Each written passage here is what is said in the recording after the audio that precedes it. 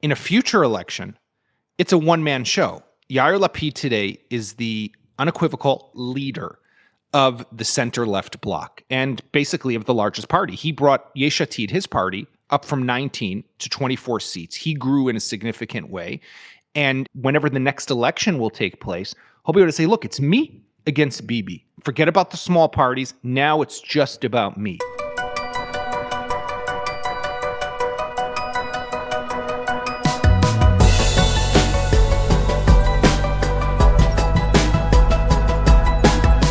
So finally, Israel has what appears to be a stable government. After 5 elections in 44 months, it looks like there will not be a 6th election around the corner. That's the good news, although there are a lot of questions about some of the political figures that will be populating it, who have a history of some pretty inflammatory rhetoric and actions. We'll dive into this issue, as well as what it means for Netanyahu's ability to manage his new government, and what are the geopolitical issues he's going to have to deal with, and all these considerations he's going to have to balance, from Iran to Russia-Ukraine, to his relationship with Washington, to his relationships with the broader Arab world and continued normalization. To help us understand these issues, we are joined by Yaakov Katz, editor-in-chief of the Jerusalem Post, who's been on this podcast before. Before becoming editor-in-chief of the Jerusalem Post, Yaakov served as the paper's military reporter and defense analyst. He's the author of Shadow Strike, Inside Israel's Secret Mission to Eliminate Syrian Nuclear Power. And he's the co-author of 2 books, Weapon Wizards, How Israel Became a High-Tech Military Superpower, and Israel versus Iran, The Shadow War. Earlier in his career, Yaakov was a top advisor to Naftali Bennett, who until recently was the prime minister of Israel. This is Call Me Back. And I am pleased to welcome back to the podcast my friend Yaakov Katz, editor-in-chief of the Jerusalem Post, who comes to us from Jerusalem. After, I'm sure, a lot of sleepless nights, he's been working around the clock. jpost.com has been covering this election and the post-election intensely. Yaakov, thanks for being here. Great to be with you, Dan. Okay, so we have a lot to cover. Let's start with what, in your view, is the biggest story or the biggest surprise coming out of this election? Well, I think there are 2 main stories here. The first is Benjamin Netanyahu had an amazing comeback. He's the comeback kid, right? He's been out now for 18 months. Israel has been through, this is the 5th election in the last 3.5 years. He failed each previous election to get to the needed 61 seats to have a majority coalition in parliament, in the Knesset, and he pulled it off. And he pulled it off against a lot of odds and a lot of people who were out to get him. And that has to be said. This is a big win for him, right? 64 majority is big. People thought it might be 60-60. People said maybe he'll get to 61. No pollster predicted this outcome, and it's big. And that has to be said, and he's going to be coming in with strength. The other big story, and it should be noted, before the election, when there was a big question: would it be 60? Would it be 61? Would it be 59? I mean, I was in Israel a little over a week ago, and people were talking as though it were a realistic option before the election that Netanyahu may have to form a national unity government. That Netanyahu would have to form a government with some version of Gantz and Lapid, and that's how that I'm just just to put an exclamation point after your point. It's like that's how the degree to which people had not foreseen this scenario. Dan, we were going to go to a 6th election. People were talking about how this is the gateway to the 6th election, right? So no one expected such a big win for Bibi, and this connects to the next part, which is the big story, which is, there's Itamar Ben-Gvir, which a big spotlight has been put on this guy as the firebrand kind of far-right member of the potential Netanyahu government.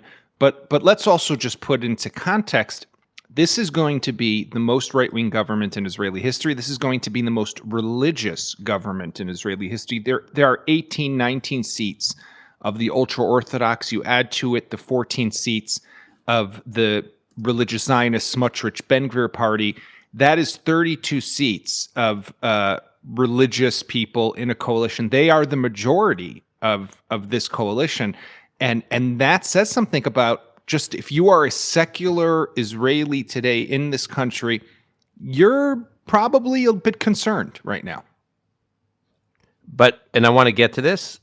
We will get to this. We were talking about it earlier. We'll get to it in this conversation.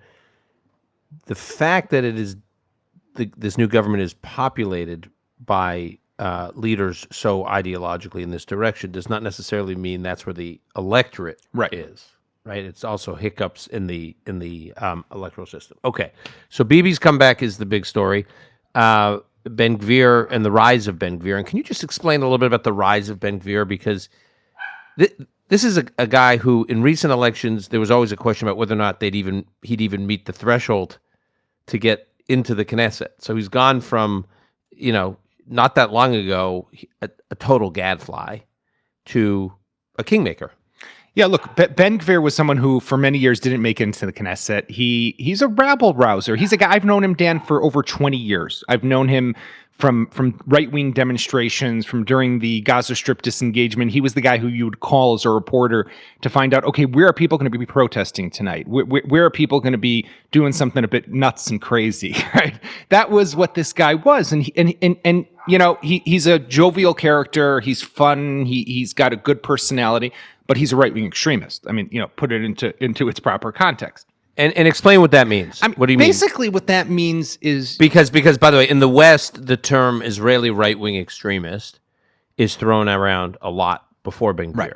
I mean, 1977, Menachem Begin is elected prime minister. First time Likud takes, power in Israel at the cover of Time magazine. Trouble in the Promised Land, and they turned Begin into this, oh my God. Right.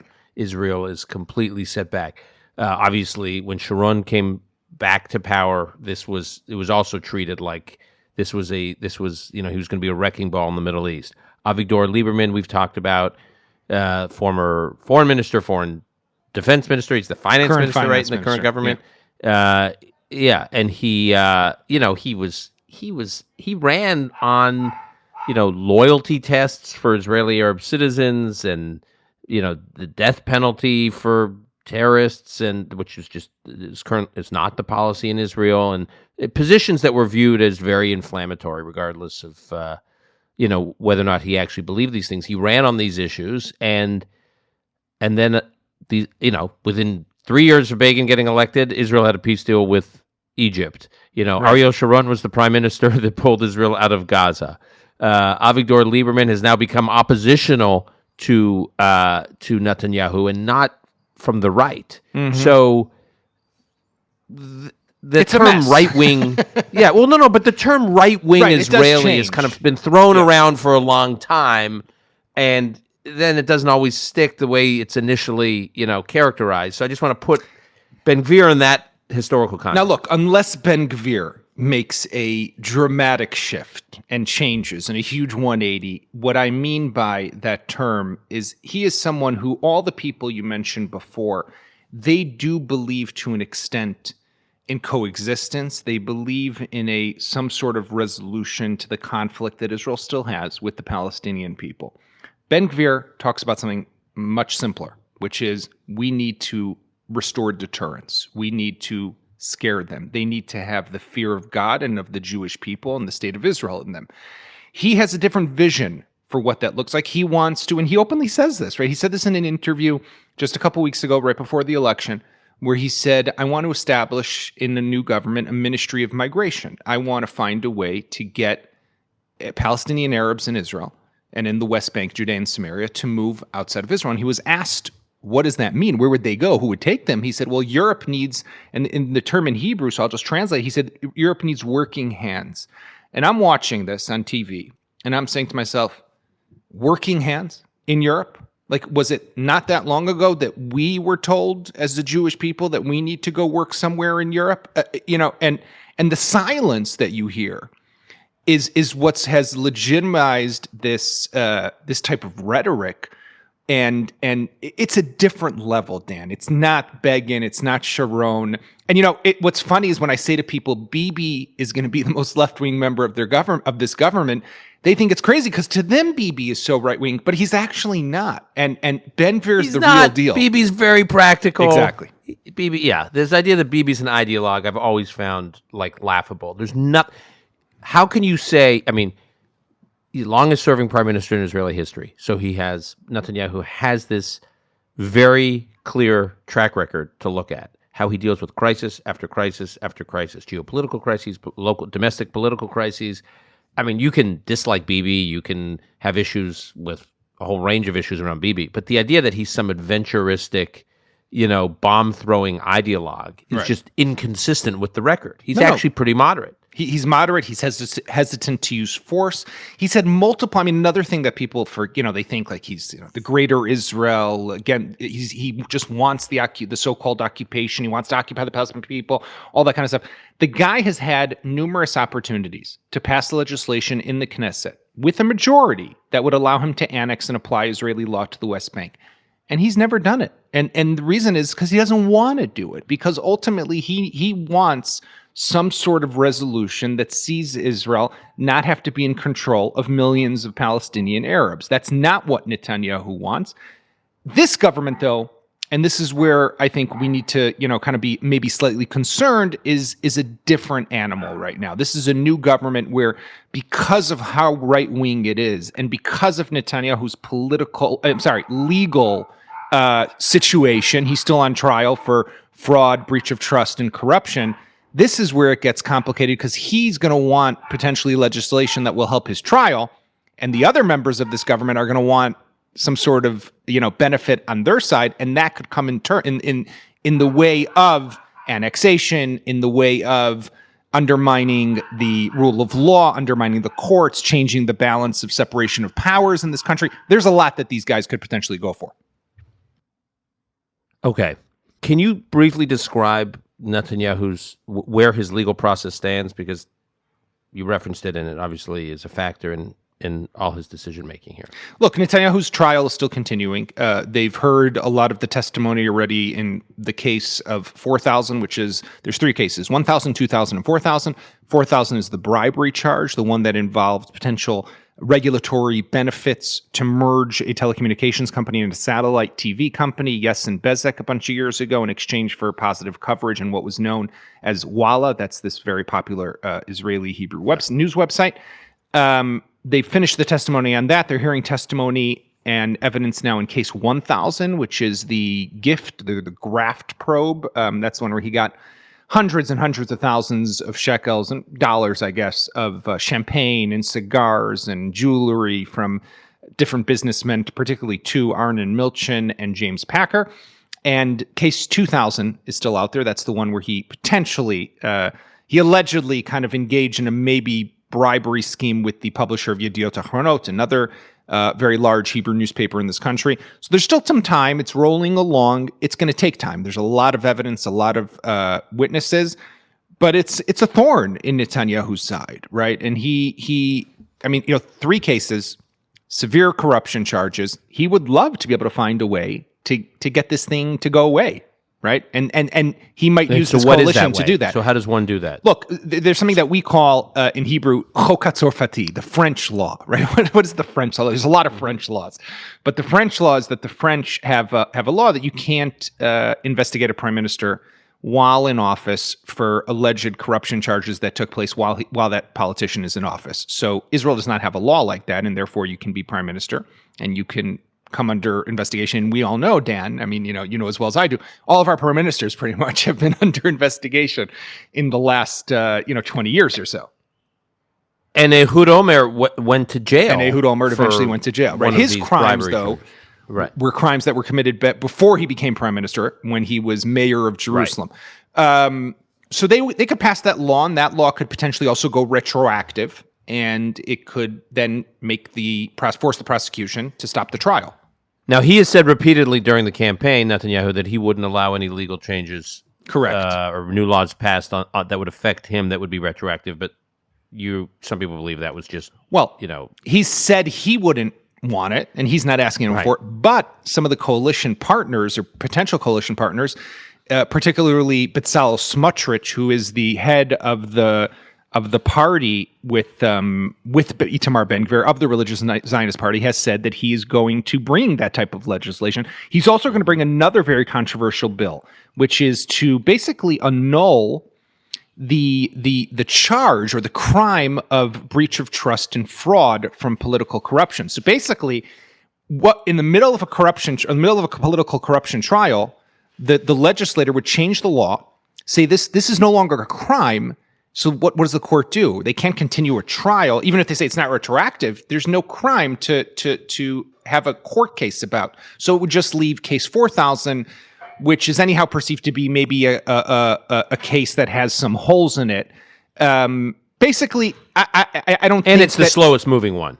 Correct, and that's the slowest moving. And I also don't think that Netanyahu, if these guys bring this legislation, I don't think he's going to say no, I don't want it. Right? Of course, he's going to want it because it would benefit him. Right. Okay. So bringing these political leaders into the fold, is helpful to him on the legal front, but he's an adult. He's a long history and a long track record of, as I said earlier, as experience as a senior statesman, as a geopolitical strategist, and he's now back in the seat.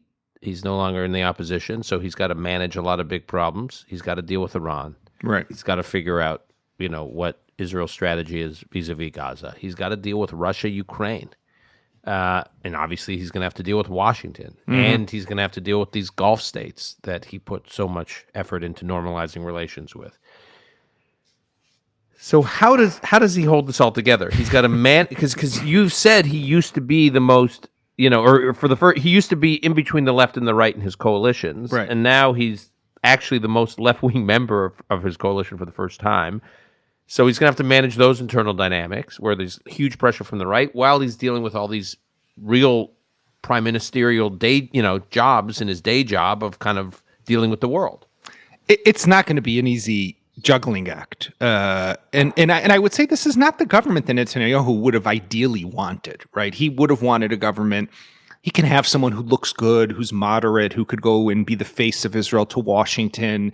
He's had Ehud Barak in the government before, Tzipi Livni. He likes to have those kind of figures next to him because they balance it out, and he's got, it's like a fig leaf to the West, so-called, right, and to democratic administrations, which is what we have. So just for our listeners, so Ehud Barak, former prime minister of Israel in the late 90s, actually beat Netanyahu. Right.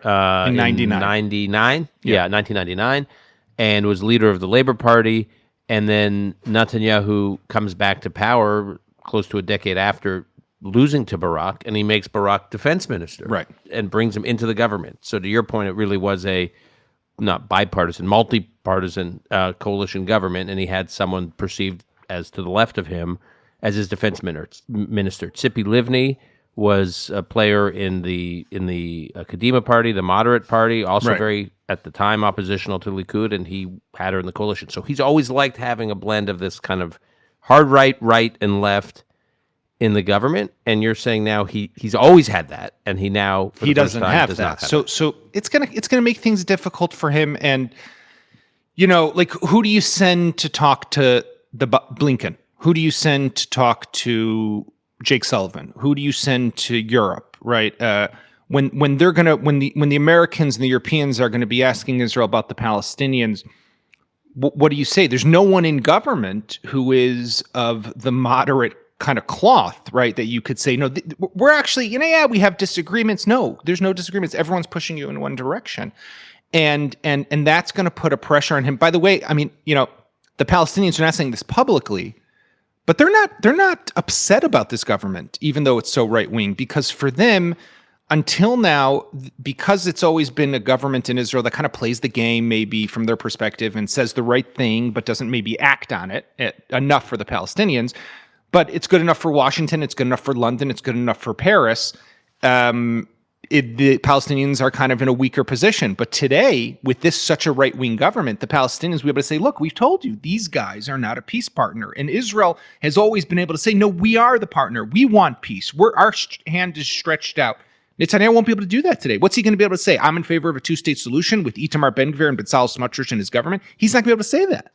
Right. He could never deliver the equivalent of the Bar Ilan speech in this environment. Never again. And that is going to be something that, by the way, this is what the people of Israel chose. And if the people and the majority of Israel asked for this government, so if this government decides, for example, and they will have the ability, Dan, to pass legislation to apply Israeli law and annex the West Bank and Judea and Samaria and the Israeli settlements, if that's what they want to do, because it's just a matter of legislation in the Israeli Knesset. The world won't accept it, but Israel could do it. I don't know if Netanyahu will. These guys will want to, but what's going to stop? What is Israel going to be able to say to the world today? No, we want peace. How? In what way? How? So, I mean, Netanyahu could say to Ben-Gvir and Smotrich, this is a powder keg. If you do this, this is explosive. So I know you can do it, but we actually can't do it. I mean, look, that's my operating assumption of where he's going to be. Am I wrong? Netanyahu, I've heard from politicians who have been in his governments in the past, he has this shtick that he does. And, you've been in the prime minister's office. You've seen he's got that big map up on the wall, right, of the region. And he'll bring in a young Knesset member or politician who's a bit kind of off the path, and he'll sit them down and show them the map, and he'll share with them some intelligence about Iran's nuclear program or Hezbollah trying to get its hands on precision-guided munitions. And he'll say, listen, we can't rock the boat now with the Americans. I'm doing something big right now. I'm trying to ensure that we stop this or we stop that. And if you guys do something, you push me too far on illegal outposts or whatever, it could blow that up. And it's worked for him in the past. Right. Will that work with these guys? I don't know, because they're a little different, these guys. Right. And in terms of, Ben-Gvir has wanted to change the status quo on the Temple Mount. That's something he's advocated for. Can you explain what that means? Look, Ben-Gvir is a frequent visitor to the Temple Mount right now. The Temple Mount, which Israel liberated or conquered, depending on what language you want to use, back in 1967, the holiest site to the Jewish people, is a site that's very contentious because of the fact that the Palestinians, they have the Al-Aqsa Mosque in the Dome of the Rock there. It's controlled mainly by the Waqf, which is under the jurisdiction of the Jordanian Hashemite Kingdom. But Israel for many years has never really allowed Jews to pray there. It's visit. You can walk in certain areas, but you can't really pray there. In recent years, they've allowed some form of prayer, nothing with, you can't wear the talit, you can't put on the tefillin, phylacteries, or anything like that. You can't blow a shofar on the Temple Mount, the horns ram that we blow on the New Year of Rosh Hashanah, but you can do some sort of very kind of quiet prayer. Ben-Gvir wants to build a synagogue there, right? Now, I mean, it's a different look. In principle, he's right. It's crazy that Jewish people can't pray in their holiest site in their own country. On the other hand, we do have to be realistic and practical. Doing something like that could lead to a massive conflict between Israel and the Muslim world. I don't think we want that. So we have to walk a very delicate balancing act. And Ben-Gvir, he's not of the diplomatic kind, right? He doesn't care for that. He cares for what his party's name is, Otzma Yehudit, Jewish power. That's what this is all about. I want to get to a couple of the other big problems Netanyahu's going to have to deal with as prime minister while he's managing all this. As mentioned, Iran and Russia, Ukraine, and broader relations in the Middle East. But before I do that, I just want to get to just a couple more analytical points about the outcome of these elections. I think it's important to point out that Likud, not the whole right-wing bloc, Likud didn't do that much better in this election than in the last election. It got about, I was looking at the numbers, something like, in the last election, I think they got 1 million, Likud got one, which is 2021, 1,066,000 votes. And this election, it's about the same, maybe even a little worse. Right. So it's even more than that. If you look at the bloc that Netanyahu has, which included the ultra-Orthodox parties of United Torah Judaism and Shas, and the religious Zionist party of Smotrich and Ben-Gvir, that bloc as a whole got about 2,070,000 votes, more or less. The other parties, which you could say to some extent are under the center-left bloc of Yair Lapid, the current and now outgoing prime minister, got about 2,065,000 votes. So explain how is it that they lost so big of just a difference of 5,000 votes. But the way it works here. So basically, like something that's like a 0.3% difference from the last election Correct. to this election, and you're talking about the difference between 52 seats, was right? 54? Yeah. 52 Their seats. block is about, so 54-5, and the other guys are, 64. And how did they lose in such a big way? And the reason is because Bibi knows how to arrange and organize his bloc, right? So he worked very hard to get Smotrich and Ben-Gvir to merge their parties. He worked very hard to keep United Torah Judaism together. It's also made up of two But explain different why that's so factions. important. Can you just explain? We've talked about this on this podcast, but just to refresh listeners. Because about the way it works in Israel, it's a different system here. To cross the threshold and get into the Knesset, you have to get 3.25% of the entire vote. So if 1 million people vote, right, and in this case we had about 5 million, 5.5, 6 million people who voted, you need to get 3.25% just to make it into the Knesset. That's the bare minimum. If you don't get that, you're out, and all those votes go to waste.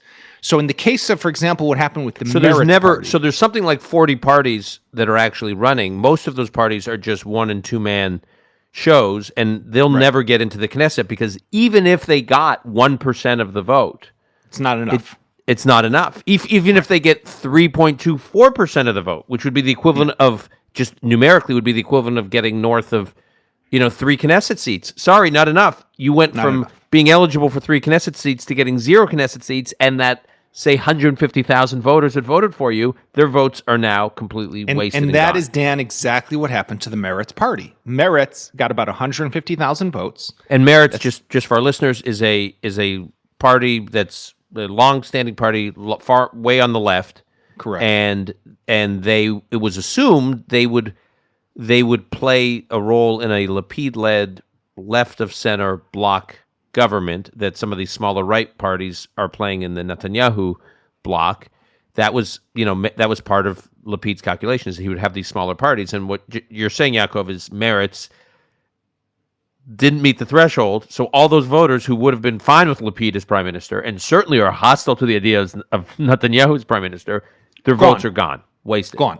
And mean nothing. And therefore, what also happens because of the system, because it's always percentages, it's like a kind of a seesaw, right? So if you lose 150,000 votes on the left, effectively what that is it means that the piece of pie on the right is going to be worth a lot more because they got votes. Their votes out of the bigger pie is more. And therefore it's going to be worth more, and it's going to translate into more seats because suddenly the whole pie became much smaller because you just cut out 150,000 votes. And it's not just there. It was also the Arab parties. There used to be a joint list. They split ahead of the last election, and that's how we got Mansour Abbas, who was the head of the Ram party that joined the Lapid-Bennett government. But there was still a flank that did not. They then that flank split into 2. So you had 3 Arab parties that were running. One of them, Balad, also lost and didn't cross, and there went another 70, 80,000 votes. So altogether, and I'm not sure that Lapid could have maneuvered the Arabs the way that Bibi was able to maneuver the ultra-Orthodox, but he tried to get Labor and Meretz to merge. He brought Merav Michaeli, the head of Labor, to his office, together with Zahava Galon, the head of Meretz. And Zahava Galon was in favor. She wanted to do it. She was ready to become number 2. I didn't know that. So the head of Meretz was willing to merge. She was willing to merge. She recognized the threat and the potential loss. And just for listeners, this is the key. If you get these smaller parties to merge, correct, then none of them, or the ones that merge at least, will not fall under the threshold because all their votes get consolidated. So it guarantees those votes don't go to waste. That is why, Netanyahu was clever in anticipating this and got these smaller right-wing parties to merge. And it's to the extent, Dan, that I heard one analysis, which I'm not a math guy, so I can't check it, but that had Meretz and Labor merged and had Balad, the third of the Arab parties, not run separate, you would have a situation right now where in the best case scenario for Netanyahu, it would be 60-60. Or even it would be 60 to the center left and 59 to Netanyahu. And that would be a completely completely different ballgame. So really, at the end, you can point a finger at Merav Michaeli, the leader of labor, for saying, why did you refuse that merger? I mean, it's all could have, would have, should have, but this has real life consequences, definitely for people who are center-left voters. Okay, so I want to get to Lapid, where he goes from here. But before we do that, you mentioned the Ram Party, Mansour Abbas. So his significance, first Arab party to join an Israeli government and take on a role in a very important way in this current Israeli government. He leads an Islamist party. I actually know him a little bit. He's pretty interesting guy. How did they do? They did better this time, right? They did better. They got to 5 seats. They went up 1. Which to an extent says that maybe his experiment of joining with the government and entering into coalition to get budgets to help advance his people and his constituents and get resources to his communities, to the Arab That's what his message was. See, his message was the Palestinian issue, which we Arab Knesset members have always been fighting for. That's important. But I have to worry about my Israeli Arab voters and my Israeli Arab residents. And that was the big kind of news that he came with. And it paid off for him. And he got extra votes and he actually increased in power. By the way, he could be, he's a potential partner, right? Even for a right-wing government, because Bibi had flirted with him back ahead after the last election in 2021. Although Smotrich and Ben-Gvir would not allow him to enter into a government. But also to be clear, he's different than how some of the other Arab political parties have played in Israel over the years, in that he says Israel's a Jewish state. We as a community can live in a Jewish state. He doesn't. His political existence is not is not adversarial to Zionism or the recognition of the Jewish state. Israel's a Jewish state. Israel's a democracy. I want to play in this democracy. I gotta work to get resources and security and the rest to my community. And it's better for me to be doing that from inside the government than the outside. Yeah, I can tell you that when that was happening in the beginning, when he kind of after the last election, and then in May of 2021, when there was that big Gaza operation that saw riots in mixed Arab cities, and he went to one synagogue in Lod, in the city of Lod, which had been burned, and he said, we'll help rebuild it. This was Mansour Abbas. I remember speaking with Naftali Bennett, this was before he became prime minister, and he was saying, I don't understand how this guy is still alive. Like, how are they not killing him, right? He needs 24/7 security. It was an amazing moment in Israeli history to kind of see this type of Arab politician who wants to work together with the Jewish people and Jews who wanted to work together with the Arabs, right? And now, unfortunately, I say this, kind of my personal, unfortunately, that's being thrown to the side right now. And that's an unfortunate consequence. Yair Lapid. Yes. So my impression was that my initial impression was that he came out of this election much weaker because he wasn't able to engineer these mergers on the left the way Netanyahu had mediated mergers on the right, and that there would be enormous backlash against him, which would hamper his ability to be an effective leader of the opposition. But you actually think he comes out of this stronger? Look, he failed to an extent. There's no question. He lost this election. He's conceded already. He failed to align the bloc in the way that Netanyahu did to preserve every vote. But on the other hand, I think that a loss is not the worst thing for him, because what it does now, Meretz is out of the picture. Labor is down to 4 seats. In a future election, it's a one-man show. Yair Lapid today is the unequivocal, the one-man leader of the center-left bloc, and basically of the largest party. He brought Yesh Atid, his party, up from 19 to 24 seats. He grew in a significant way, and that's something that he'll be able to ride to whenever the next election will take place. He'll be able to say, look, it's me against Bibi. Forget about the small parties. Now it's just about me. And that will be able to get all these Meretz voters and all these labor voters to ditch their small parties potentially, throw their support behind him, and maybe grow him to become the biggest party in Israel. Where does this leave Benny Gantz, who current defense minister, who, from what I understand, may hate Netanyahu, but he truly disrespects Yair Lapid? Yair Lapid, yes. Yeah. That's they do not like each other too much. That's an understatement. But Benny Gantz right now is someone who is definitely not happy with these results. He is the first target for Netanyahu as someone who could potentially enter the coalition and maybe come instead of Ben Gvir, right? And now, it's a little complicated, right? The Americans would love to see Benny Gantz come into the coalition, break his campaign promise not to sit with Netanyahu. He did it before. You remember, Dan, in 2020 when he came into the government because of COVID-19 and an emergency government. Then Netanyahu basically tricked him and cheated him and took us to another election and didn't rotate as he had promised to do. So Benny Gantz, because of being burned once, he doesn't want, fool me once, shame on you, fool me twice already, shame on me. So he doesn't want to have to get to that point. But it is possible, and I think the Americans are going to be putting a lot of pressure on Gantz to come in and basically save the day. And let me say just one thing about Gantz. He really is, I don't think he's a good politician. I think he ran a terrible campaign. He fought more with Lapid than he should have fought more with Bibi. To take votes. His whole thing was take votes from the right, not try to take votes within the bloc. But on the other hand, he's a true patriot, and you can't really doubt his sincerity. He really puts the country first, I think, to a large extent.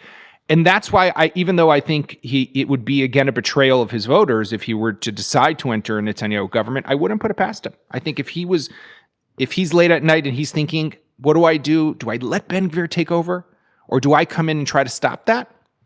I could see him making the decision to go for it, even with the political price. And it addresses this need that Netanyahu's often had, right? It gets him someone to the left of him into his government.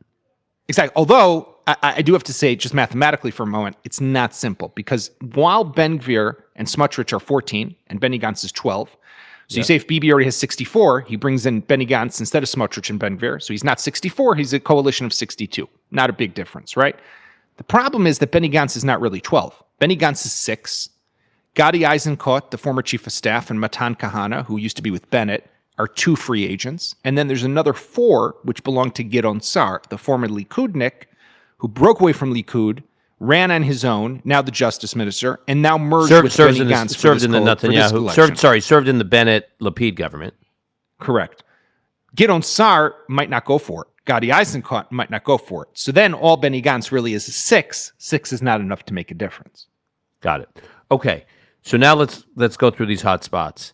Based on all these political dynamics Netanyahu has to manage, and based on your deep knowledge as an observer of Netanyahu over many years, what happens with regard to Netanyahu / Israel on Iran?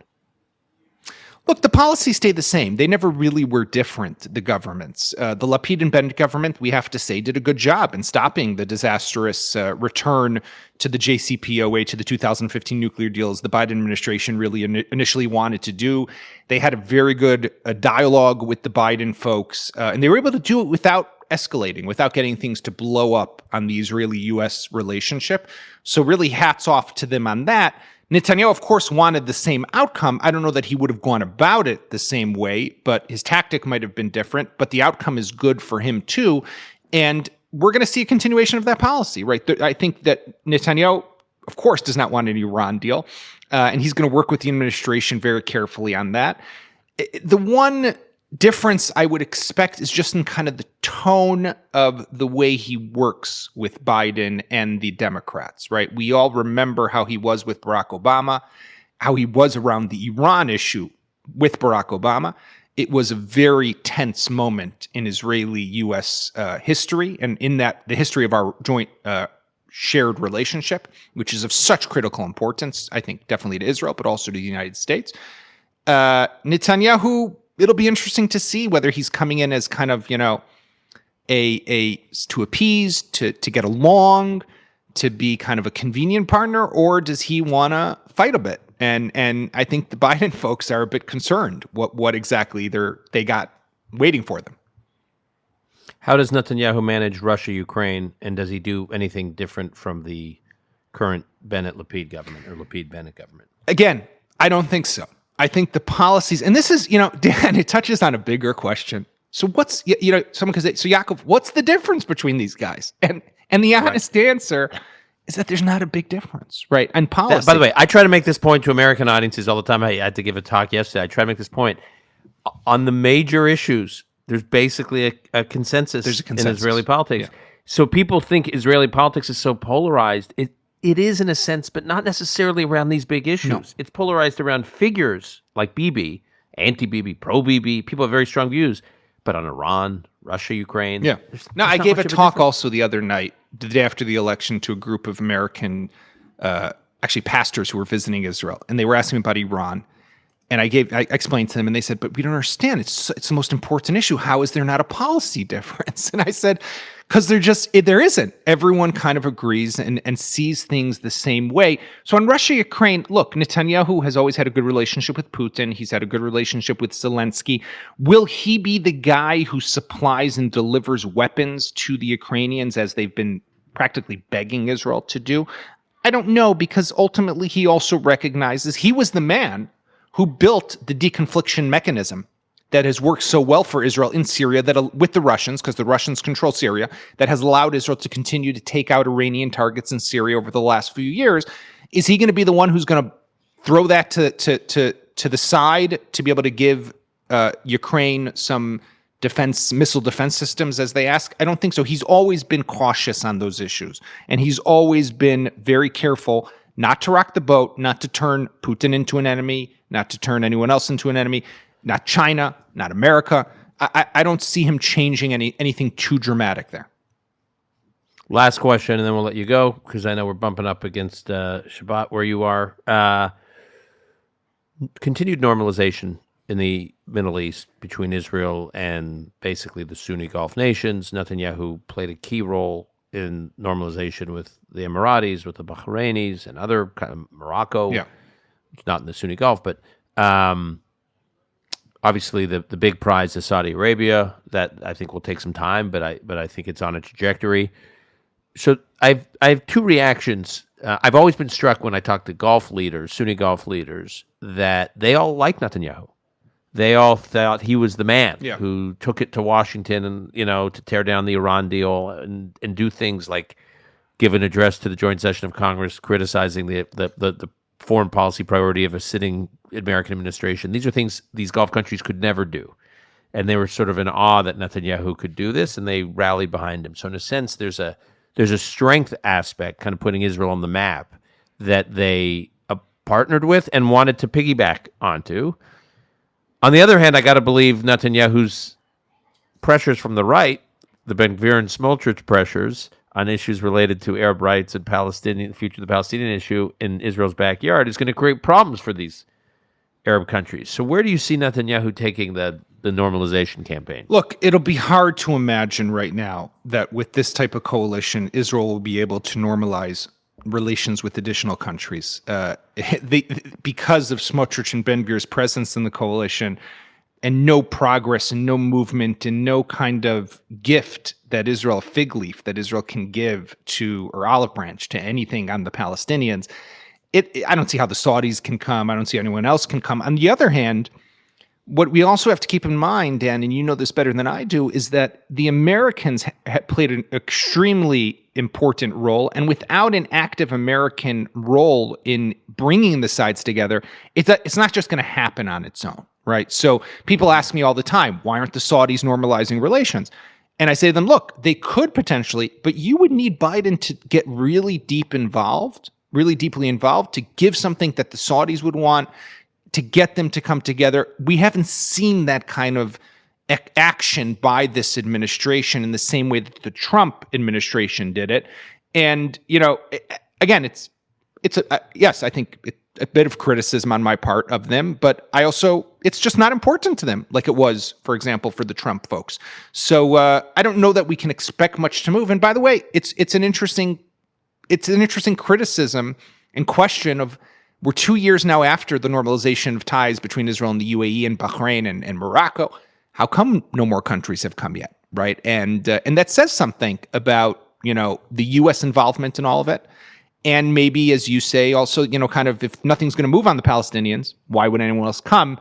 So I think we'll have to suffice with what we have for now, which is not a little, but don't expect any big moves. And to be fair, I mean, I'm critical of a lot of what the Biden administration does in foreign policy, and I do think they could have made normalization and the kind of follow on to the Abraham Accords more of a priority. But the Saudis have made some concessions. Yes. That are, I mean, we can fly over Saudi Arabia. Diplomatic recognition. That's true. Right. What? Yeah. So there have been some positive steps. Yaakov, we'll leave it there. You've been very generous with your time. I hope you get to relax over Shabbat. By the way, that's the silver lining, Dan, of this government. I say to people, even those who were upset, and there's a lot of people who are upset and worried, the silver lining is they will have a government and we just won't have another election in just a few months. Thank God for that, right? That's got to be worth something.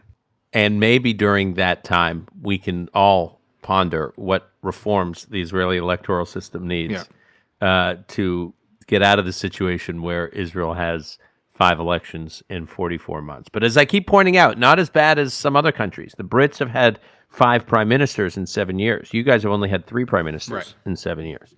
So, by that comparison, your democracy looks, healthy and smooth running. Okay, Yaakov, thanks again. Thank you, Dan. We'll look forward to having you back.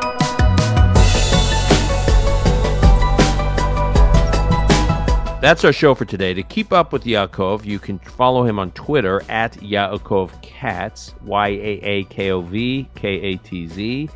You can also, of course, follow all his work at jpost.com, and you can order all of his books, all of which I highly recommend, at your favorite independent bookstore or at Barnes & Noble or that e-commerce site. I don't know. I'm hearing less and less about it these days, but I think they call it Amazon. Call Me Back is produced by Lon Benatar. Until next time, I'm your host, Dan Senor.